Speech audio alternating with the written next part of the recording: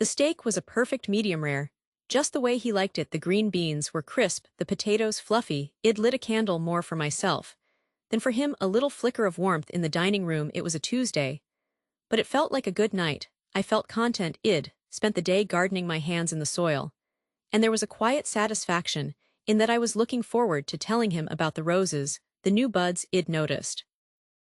He was scrolling through his phone, his fork moving mechanically from plate to mouth. I could see the glow of the screen reflected in his glasses. "Oh look," he said, not looking up at me. "Jessica's company just landed the Apex Global account. Huge deal. They've put her face all over their new campaign, billboards, magazines, the works." My husband didn't notice a thing. He'd comment that the chicken was particularly good, or ask if I'd remembered to dry clean his suit. My secret life was my sanctuary. The call came on a Thursday afternoon. I was wiping down the kitchen counters. An unknown number. I almost didn't answer. A woman's voice, crisp and professional. "Is this Elizabeth? This is Miranda Shaw from Verve Model Management. You've won our new face contest. The grand prize is a national campaign for Skylark Cosmetics billboards." You know, I've been thinking a lot about the word plain. It's such a small, quiet word. It sounds harmless, almost gentle. But it's one of the heaviest words a woman can be made to carry. Because it's not just a description, it's a verdict. It's the sound of a door closing. It means you've failed the most important test society sets for women, the test of being remarkable. From the time we're little girls, the message is everywhere in the fairy tales. The beautiful princess is saved in the movies. The interesting pretty girl gets the guy on our screens in magazines. It's a constant parade of faces and bodies that have been deemed worthy of attention. And the underlying rule is so simple, so brutal: to be seen is to have value, to be noticeable is to matter. And if you're not well, you just fade into the background. You become part of the scenery. You become plain. For most of my life, I tried to play by those rules. I did the things you're supposed to do. I learned how to apply makeup to highlight my best features and hide the others. I found clothing styles that were supposed to flatter my shape. I smiled in a way that was meant to be engaging, not too loud but pleasant. I was performing visibility. I was working so hard to earn a place in the light. And I thought I was succeeding. I thought I had built a life where I was, if not extraordinary, then at least acceptable, seen. Then my husband said it. We were at a dinner party, just a casual conversation with friends. Someone was talking about a woman they'd met, describing her as striking, and later, as we were driving home, he said it almost as an afterthought. He said, "It's nice to be with someone who is just plain uncomplicated. You don't have to worry about other men looking." He meant it as a compliment, a reassurance. But that word plain, it didn't feel like a comfort. It felt like an erasure. It was the sound of all my effort amounting to nothing. It was him, the person who was supposed to see me most clearly, confirming my deepest fear, that in the grand scheme of things, I was forgettable. I had internalized society's demand to be beautiful, and I had been found wanting. And the most devastating part was realizing he had internalized it too. He was just voicing the quiet judgment the world had already passed on me. The hurt was immense, but it quickly curdled into something else, a cold, clear anger, not just at him, but at the whole ridiculous system. Why should my worth be tied to how visually interesting I am to strangers? Why is uncomplicated another word for unnoticed? And that's when the idea shifted. It wasn't just about proving him wrong anymore. It was about proving the whole standard wrong. My rebellion wasn't just personal, it became political. So I didn't just sign with any agency. I sought out one that had a reputation for challenging the norm. I specifically looked for a campaign that was about something more than selling a product. I found one for a local arts foundation that was celebrating the faces of our city. The casting call asked for real people with stories. The photo shoot itself was transformative. It wasn't about contorting myself into some idealized version of beauty. The stylist left my grays in my hair. The makeup artist didn't airbrush my laugh lines. She called them character. The photographer didn't want a practiced, polished smile. He wanted a moment of genuine thought, of quiet strength. He kept saying, "Give me presence, not perfection." For the first time, I wasn't trying to fit a mold. I was being asked to simply be. And to allow that being to be enough. I was reclaiming the gaze. I was deciding how I wanted to be seen. And I was choosing to take up space unapologetically. When the billboards went up, I expected a reaction from him. I expected shock, maybe embarrassment. What I didn't expect was the reaction from everyone else. It started with a few text messages, friends of course, saying they'd seen me But then messages started coming in from women I hadn't spoken to in years, acquaintances, friends of friends. And then complete strangers, they'd found my profile through the campaign's tags. One woman, a teacher around my age, wrote to me. She said she was driving home from work feeling tired and invisible when she stopped at a red light and looked up. And there I was. She said she saw my face. And she saw her own face reflected in it. She said, "You looked kind, you looked strong, you looked real." She told me that, for the first time in a long time, she felt like she was allowed to exist in public, without apology. Another message was from a young mother who said she spent all day feeling like she had to be on print television. It's a 12-month contract. To be bright and engaging for her kids, her partner, her coworkers. And seeing my calm, steady expression on that billboard made her feel like it was okay to not be dazzling every second, that her quietness had value too. That's when the true power of what had happened hit me. This wasn't about me anymore, it was about representation. It was about the profound danger of a single story. For so long, the only story we've been told about women like Mumin, who are middle-aged, who aren't thin or flawlessly beautiful by conventional standards, that we are fading, that our time in the spotlight is over, that we should be content with our quiet lives and step aside. But that's a lie. Our story is just as important. Our faces deserve to be seen. When you only see one type of beauty, one type of woman celebrated in the media, it tells everyone else that they don't belong, that they are in fact plain. And that's a violence. It's a quiet, systemic violence that tells people to make themselves small. This experience has become a movement for me, but not the kind I ever imagined. It's not a movement about my face on a billboard. It's a movement about shifting the conversation. I've started speaking with local girls groups, talking about self-worth that isn't tied to a filter, or like I've joined advocacy groups that push for more diversity in local advertising. The conversation is no longer about whether my husband was right or wrong. That insult, that moment of pain, was just the catalyst. It was spark that ignited a much larger question. Who gets to decide what is noticeable? Who built the gate around what is beautiful and interesting? And why on earth have we given them the keys? The real work, the important work, is to challenge that gatekeeper. It's to create a world where a young girl can grow up seeing 1,000 different kinds of faces, celebrated faces, of all ages, sizes, colors, and abilities. A world where plain loses its power. Because it's not a category anymore, where being noticeable isn't a standard you have to meet, but a right. You are born with the right to take up space, the right to be seen in all your complex, quiet, unremarkable, and utterly magnificent humanity. My husband's comment was meant to put me in my place, but it turns out my place was always meant to be right here in the open, helping to hold the door open for everyone else. I always liked the hum of the dishwasher. It was a steady, quiet sound, a little rhythm for the evenings. I'd sit on the sofa, with a knitted blanket over my lap, my fingers tracing the raised bumps of the wool. It was a small world, this apartment.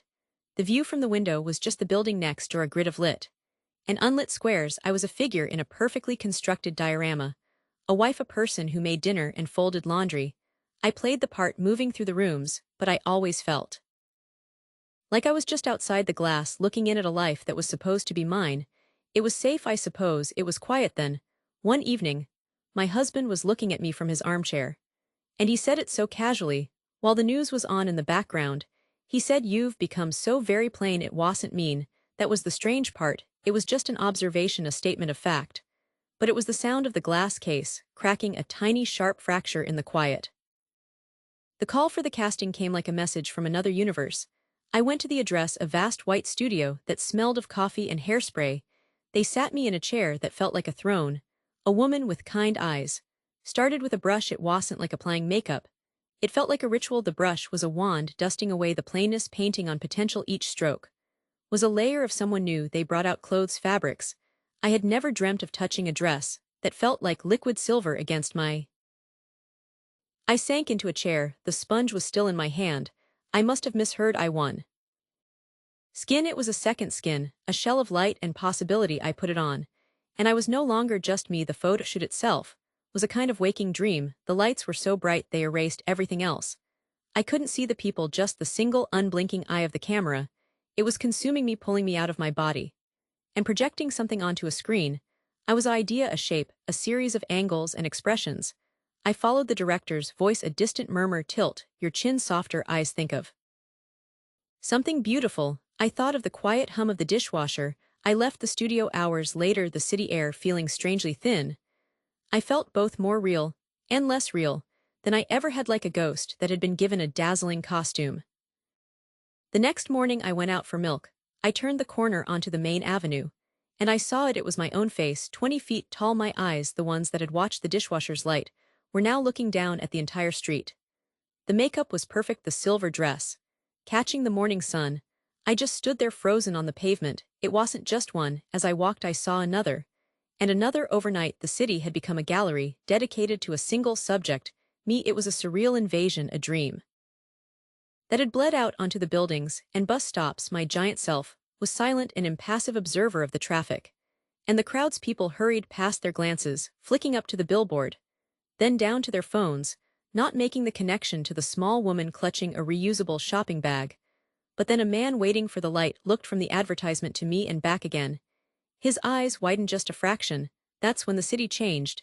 It was no longer just a city, it was a hall of mirrors. Every reflective surface held a fragment of my new public identity. In the window of a cafe, my small reflection was superimposed over the giant one on the building across the street. I felt like I was everywhere and nowhere at once. I went home. My husband was reading the paper. I wanted to tell him, to show him the impossible thing that had happened. But when I tried to speak, the words felt tiny. He was still a small figure in an armchair. But the room he sat in now existed in the shadow of a giant. The scale of everything had shifted. The shock didn't last, it couldn't. Life, even a surreal one, becomes routine. The giant face on the billboard became a landmark. Let's meet under the woman with the silver dress. I heard a teenager say one day. I had to learn to live with this new duality.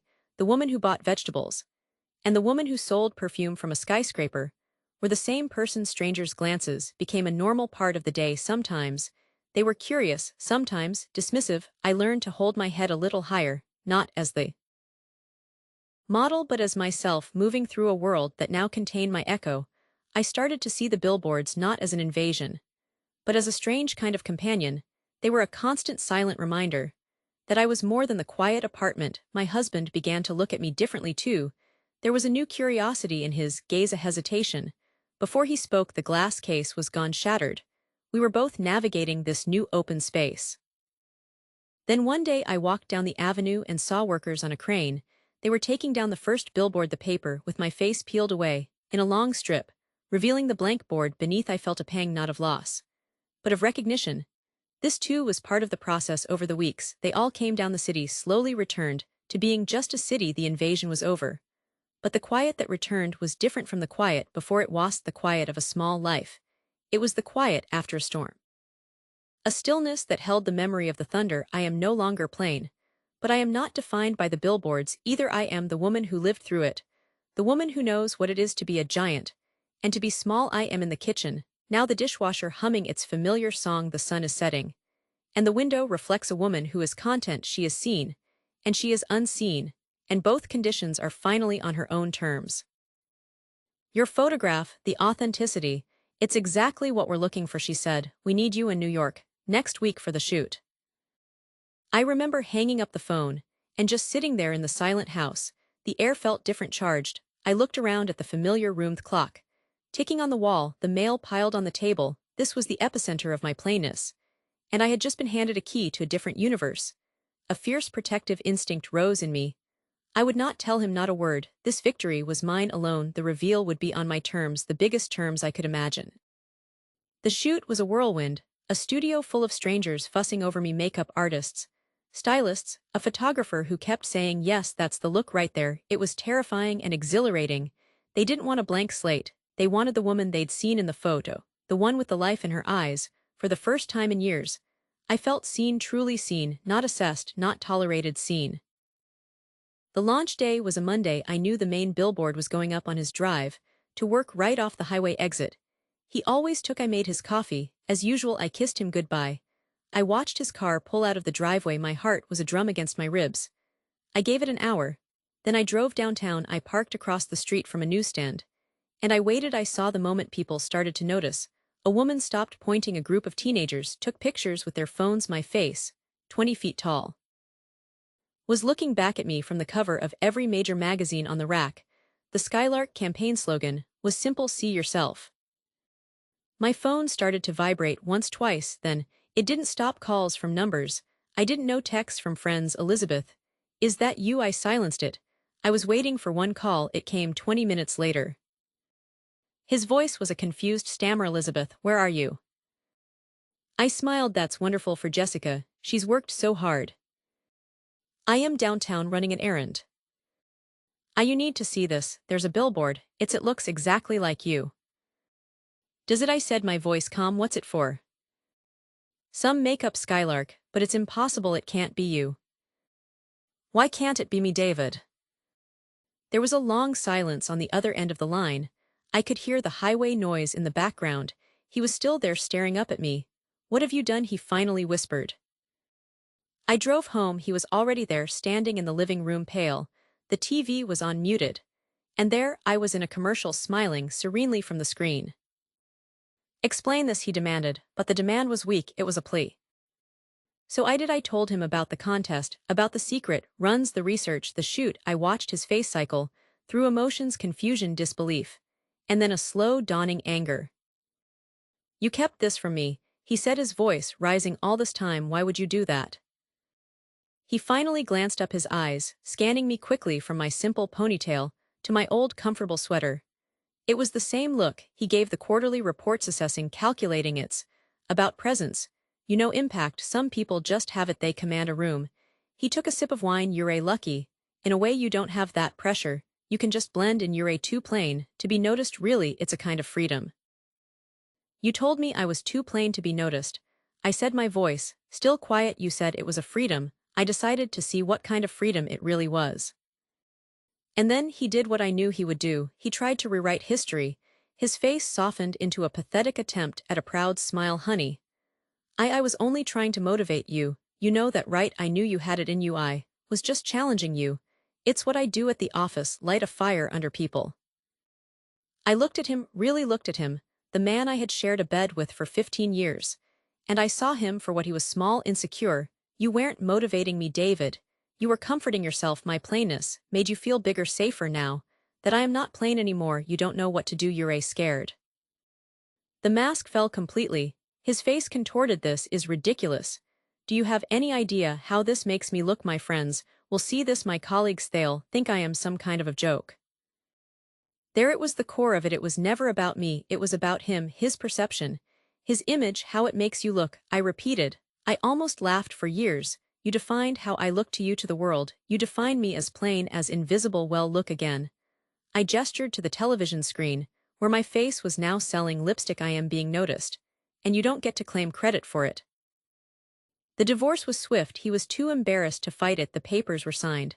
And the house that had been my cage was sold. Now my life is a whirlwind of flights and photo shoots.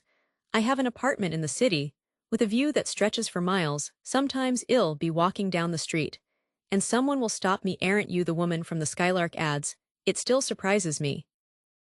I was in a taxi the other day, stuck in traffic, and I looked up. There I was on the side of a building larger than life. The campaign had been renewed for another year. I thought about that dinner, the sting of those words. They were meant to keep me in my place. Instead, they became the rocket fuel that blasted me out of it. He thought plain was an insult, a final verdict. But he was wrong. Plain is just a starting point. It's a blank canvas. And I've learned that a canvas, no matter how plain, can hold a masterpiece. My worth was never in his eyes. It was always in my own. And now the whole world can see it. The air in our house was always so heavy. It wasn't just quiet. It was a specific kind of quiet, the kind that felt like a held breath. You get used to it. You know, you get used to walking on eggshells.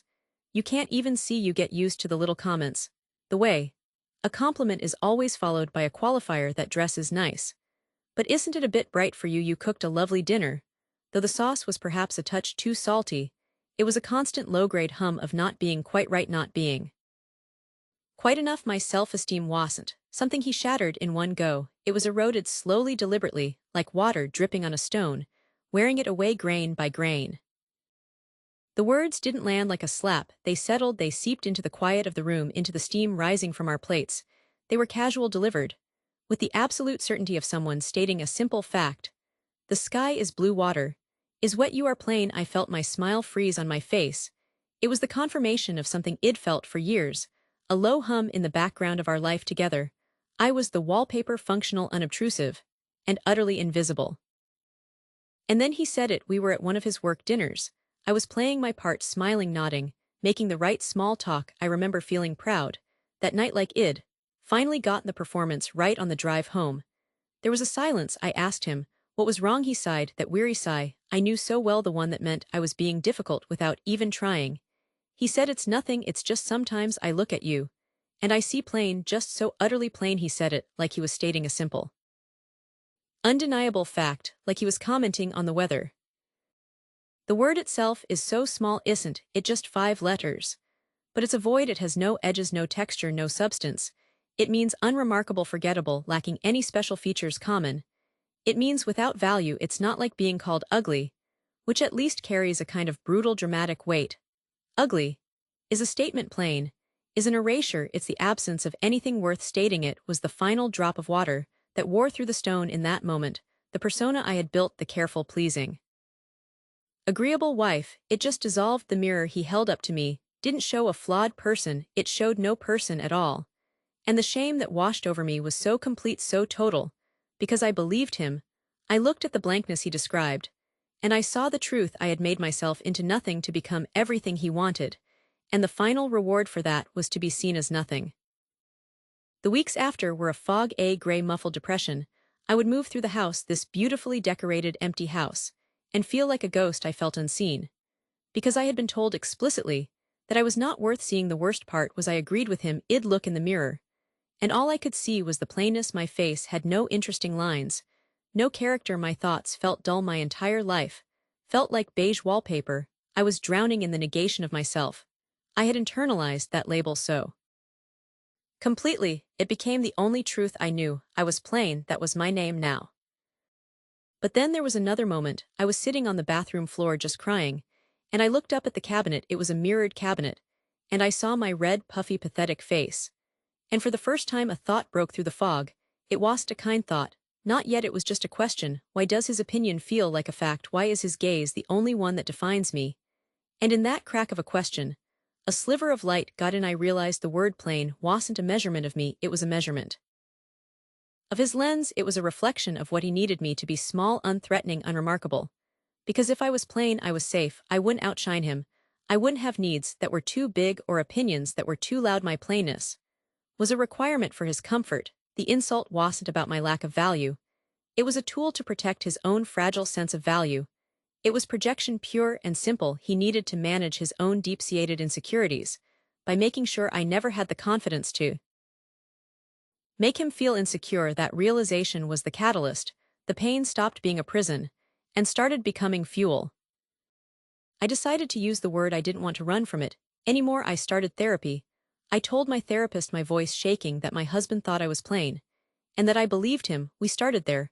We deconstructed that word brick by brick. I started journaling, not pretty diaries, but angry, scrawled, honest pages. I wrote down every time I felt that creeping sense of plainness, and I interrogated it. Where did this come from? Is this mine, or is it his? I reached out to old friends, the ones I'd let. Later that night, after he'd fallen asleep, I sat at the kitchen table with my laptop. The glow was the only light. An email reminder was sitting in my inbox, a reminder for a contest submission. Deadline. I'd almost forgotten about a friend from college. A photographer had begged me to enter a modeling contest for a new agency. It's for real women, Shed said, for character, for presence. I'd laughed it off. Me a model? It was absurd. But now his words were echoing in the silence. You're too plain to be. Drift away, because they were too vibrant, too loud for the quiet life I was supposed to lead. I surrounded myself with people who saw me, who reflected back not what they needed me to be, but what they actually saw. And they saw a funny woman, a loyal friend, a creative mind. They reminded me of the person I was before I started shrinking. I started digging up old parts of myself I'd buried. I signed up for a pottery class. I started reading dense, complicated novels again, instead of the easy magazines I thought I should read. I played music he hated loud. When he wasn't home, it was a conscious, deliberate process of reconstruction. I was collecting the scattered pieces of myself and gluing them back together, not into the old vessel, but into something new, something stronger. The cracks were still there, but now they felt like part of the design, not a flaw. And then the modeling thing happened. It was absurd. A woman I knew from pottery knew a scout for a local ad agency, looking for what they called real women for a lifestyle campaign. She gave them my name as a joke, I think. But I went to the casting call. I stood in a room under bright lights with women 20 years younger than me, and I felt that old plainness creeping back. But this time I talked back to it. I said, okay, so what if I am plain? That's not the end of the story. They put me in front of the camera. The photographer said, just look natural. And for the first time, I didn't try to perform. I didn't try to be interesting or beautiful or anything. I just was. I thought about the journey from that bathroom floor to this studio. And they loved it. They said I had a compelling stillness. They chose me. The campaign was for a line of natural minimalist clothing. They put my picture larger than life on a billboard downtown there. I was my plain face, my unremarkable features. 50 feet tall people would look up at it. They would see me. But it wasn't about them seeing me anymore. The magic, the real power, was that I was finally seeing myself facing. That camera had been the ultimate act of reclaiming my own image. I was taking the gaze back. I was the one defining what was seen. I was no longer the object of his judgment. I was the subject of my own story. The external validation was nice, sure. But it was just an echo. It was just the world finally catching up to the person I was slowly, painstakingly building inside. Integrating all of this was the final step. The woman on the billboard Wasta knew me. She was the real me, the one who had been there all along, hidden under layers of fear and conditioning. The strength I found wasn't something I created from nothing. It was something I uncovered. The old me wasn't weak. She was a survivor. She developed all these coping mechanisms to get through, to find little pockets of joy in a marriage that sought to diminish her. I had to make peace with her. I had to thank her for getting me here. The final insight, the one that truly set me free, was understanding the difference between being noticed and noticing yourself. For so long I craved his notice. I craved the world's notice. I thought that was the antidote to being plain. But it's not. Seeking notice is still giving the power to the observer. The real freedom, the ultimate power, is in becoming the observer of your own life. It's in turning your gaze inward, with curiosity and compassion, not judgment. It's in noticing your own strength, your own notice. They weren't just a comment, they were a diagnosis of my entire life.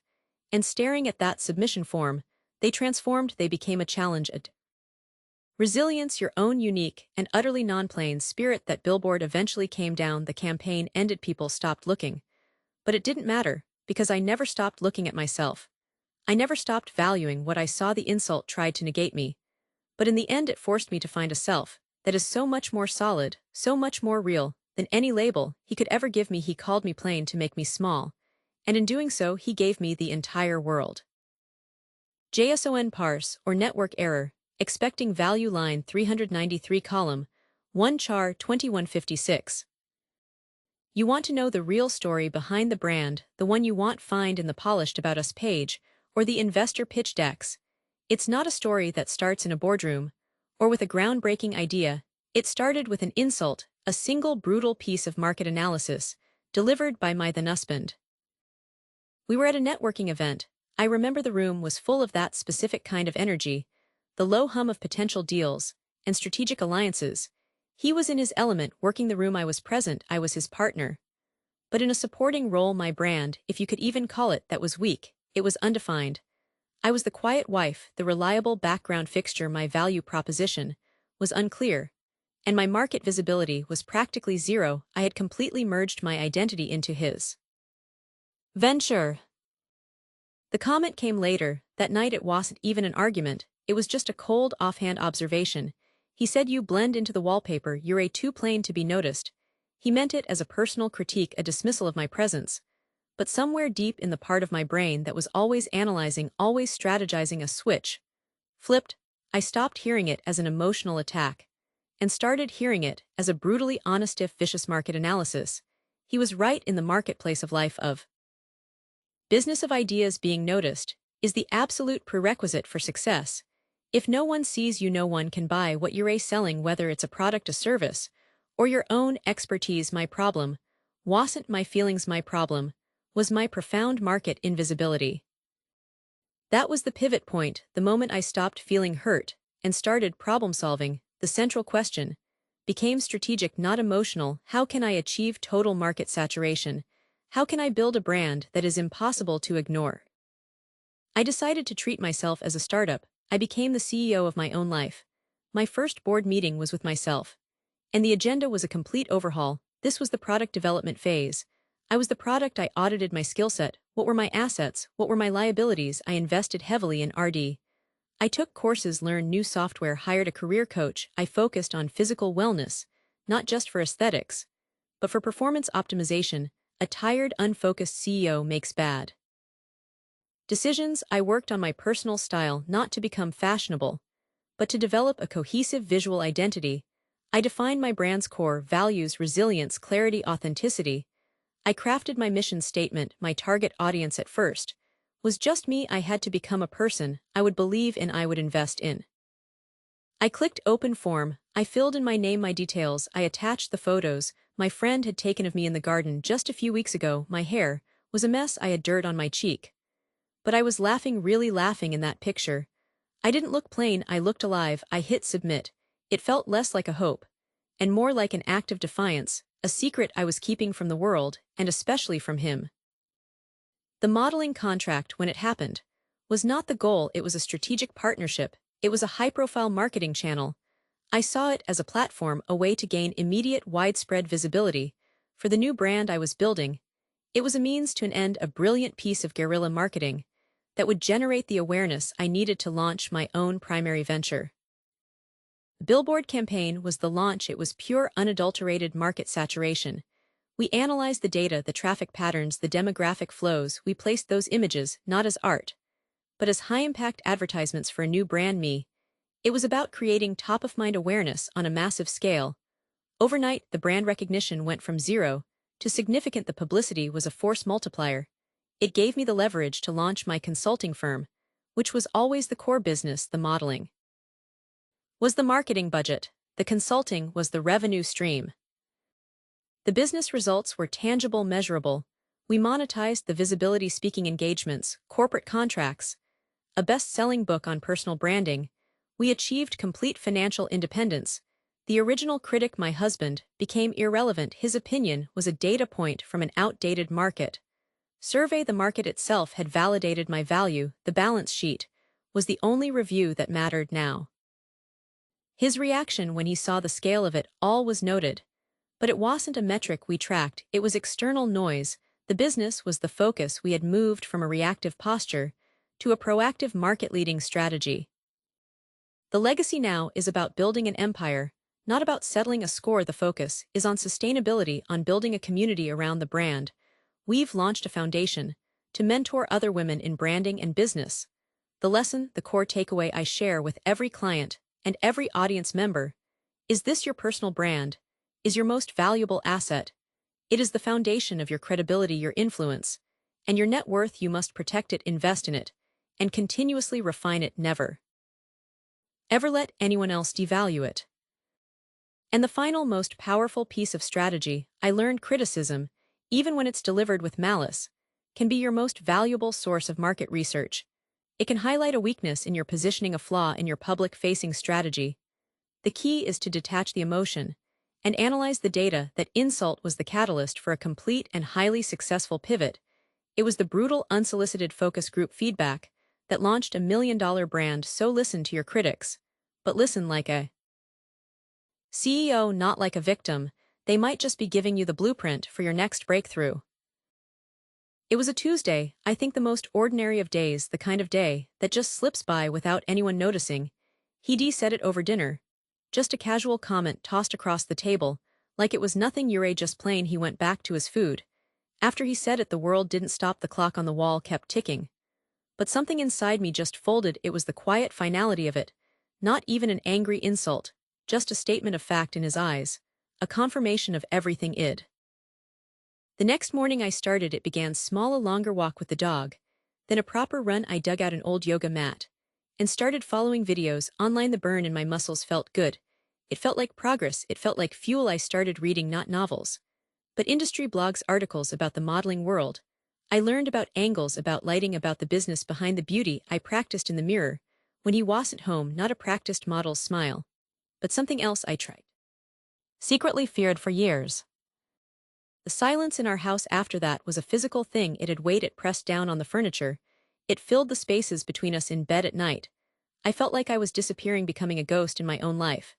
Just a plain silent ghost. The worst part was Id started to believe him. I looked in the mirror.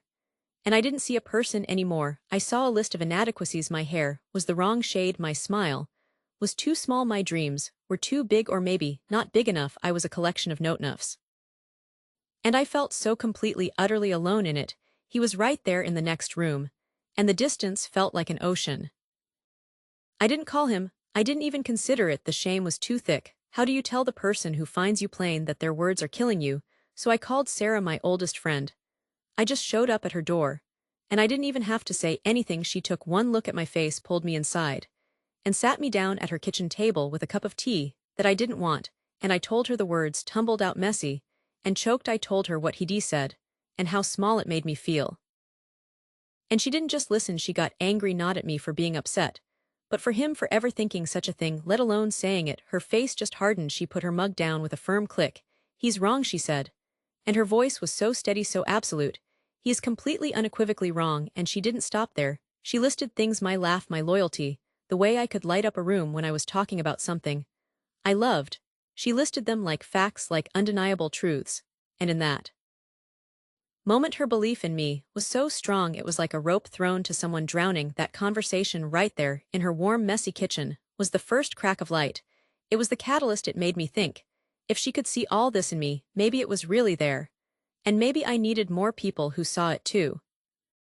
So I made a decision. It felt like a strategic move, like I was building something. I consciously assembled a team, my board of directors. I started calling it. Sarah was the first member, my chief emotional officer. Then came Dr. Evans, my therapist. She helped me untangle the knot of my self-worth from his opinion. She gave me the tools to see that plain wasn't a fact, it was a weapon he'd used, and I didn't have to keep carrying it. Then there was Maya, photographer I'd met at a charity event years ago. I reached out to her nervously and asked if she'd be willing to look at my portfolio. She became my creative mentor. She was tough, she was brilliant, she saw potential in my work that I'd been too scared to acknowledge. And finally, there was Ben, a fitness coach recommended by a friend of a friend. It wasn't about getting a certain look. It was about feeling strong, feeling capable in my own body. He taught me about discipline that came from a place of self-care, not self-punishment. This group, this village I'd built, they each played a part. Sarah was the unwavering belief. Dr. Evans was the clarity. Maya was the vision. Ben was the foundation. And they all talked to each other, in a way through me. They reinforced each other's messages. The modeling opportunity, it didn't come from 100 cold calls or online applications. It came from Maya. She knew a stylist who was working on a major campaign for a new lifestyle brand. They were looking for a face that felt authentic, real. Maya showed them my find the woman from the garden photograph, the one who was laughing portfolio, the one we'd worked on together. She vouched for me. When I got the call that I'd been shortlisted, the panic set in immediately. Me, a Billboard campaign. I was sure they'd made a mistake. But my team swung into action. It was like a well-rehearsed play. Sarah came over the night before the shoot, and we just talked about everything except the shoot. She reminded me of who I was separate from all of this. Ben had me do a light workout that morning, just to get the blood flowing, to connect me to my body's strength. Dr. Evans had given me a mantra for the anxiety. And Maya was there at the studio, giving me a wink from behind. The photographer, they were my armor. They were the voices in my head, louder now than the old critical one. They were the reason I walked onto that set, not as a plain woman, but as a woman supported by an entire village. The day the billboard was supposed to go up, we all met for early breakfast. No one could really eat. There was this nervous, giddy energy. We drove downtown together, crammed into Sarah's car. And then we turned the corner, and there it was, my face, 20 feet tall, smiling down from the side of a building. It wasn't just my face, though in that moment, it felt like it was all of our faces. Sarah screamed. Maya had tears streaming down her cheeks, which she tried to hide. Ben was grinning, pumping his fist in the air. We all just stood there on the sidewalk, a little group of people crying and laughing and hugging. People walked past us looking up at the billboard, then at me. It was surreal, but the real victory, the profound moment, was looking at the faces of my friends, seeing their pride there. Joy, it was our collective victory. We did it. My husband's reaction. He sent a text. It said, "Saw the ad, looks good." And that was it. And the funny thing was it barely registered. It was a tiny pebble dropped into an ocean of validation that my real support system had already filled. That's when I realized what this was really all about. The fame, the billboard, it was nice. But it was fleeting. The real lasting thing was this network, this love. My new mission, the thing that gives my life meaning now, is to be that for someone else, to be a Sarah or a Maya for another person who feels invisible. I use whatever platform I have to talk about it, to advocate for the power of community. I mentor young artists. I make sure to really see the people around me. Because revenge is sweet, they say, but success, when it's shared with the people who loved you when you felt unlovable, is a different category of feeling altogether. It's nourishing, it's real. The real strength wasn't in getting my face on a billboard. Anyone can get lucky. The real strength was in building the village that gave me the courage to try. And the real success is in now being a part of that village for others. It's about noticing the people around you and lifting them up. That's the work that matters. That's the legacy. It truly took a village, and I will spend the rest of my life being a grateful citizen of it. JSON parse or network error, expecting value line 345 column 1 char 1892.